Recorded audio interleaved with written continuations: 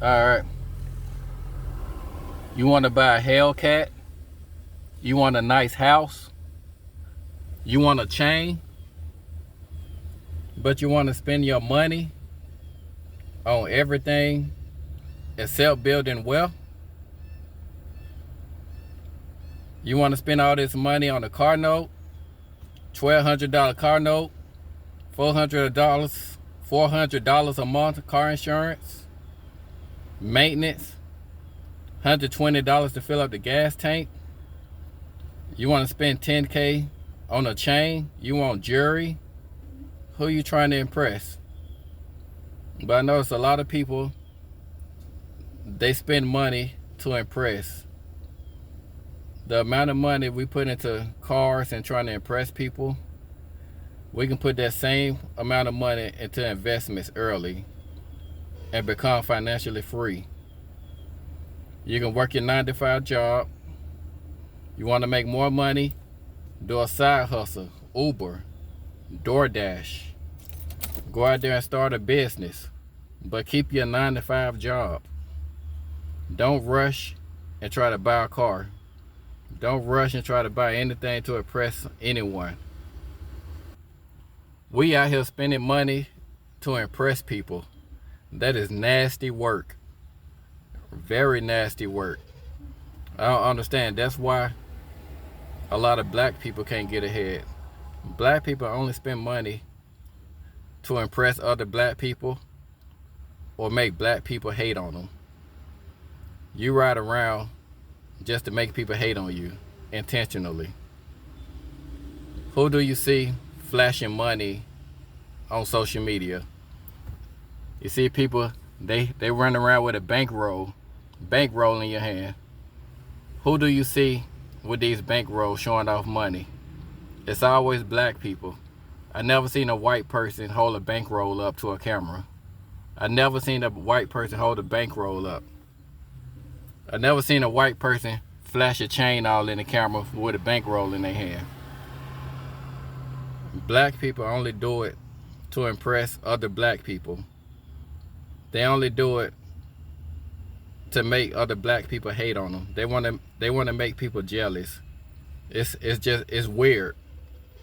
You'd rather go back to the hood just to make people jealous.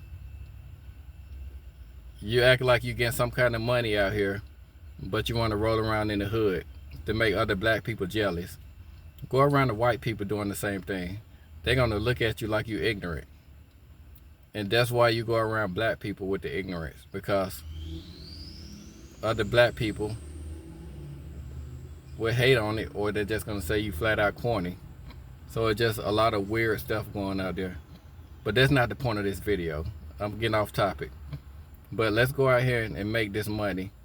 If you can't figure out what you want to do to get over the hump, like you're working a 9-to-5 job, and you feel like you just living paycheck to paycheck, inflation's up, interest rates is up, rent is up, everything just costs more, but your pay remains the same.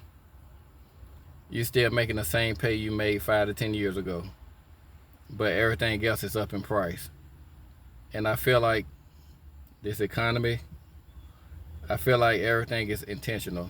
I think they're intentionally making people broke to cause this artificial recession just for the big boys to reset the whole market and buy low. They want you to foreclose on your house.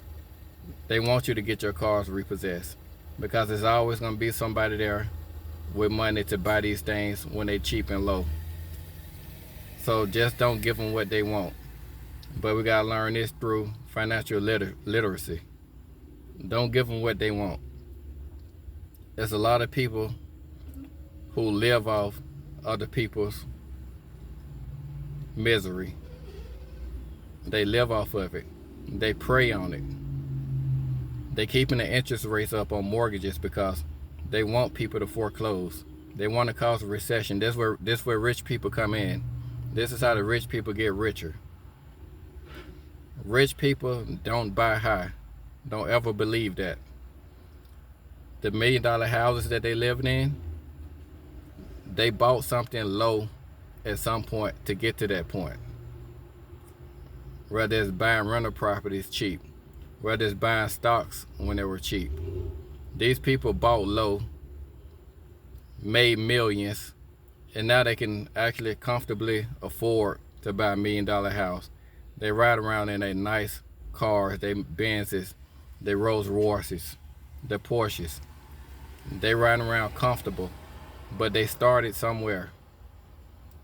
And everybody's not born into money, but the people who's living comfortable, they figured it out themselves by doing a lot of hard work, or they surrounded themselves around people that taught them the game. So people, let's go out here. Be careful who you listen to on social media.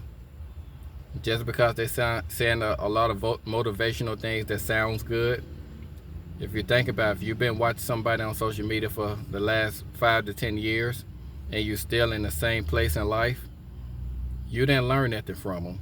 It's just somebody who's blowing smoke up your butt for their own gains.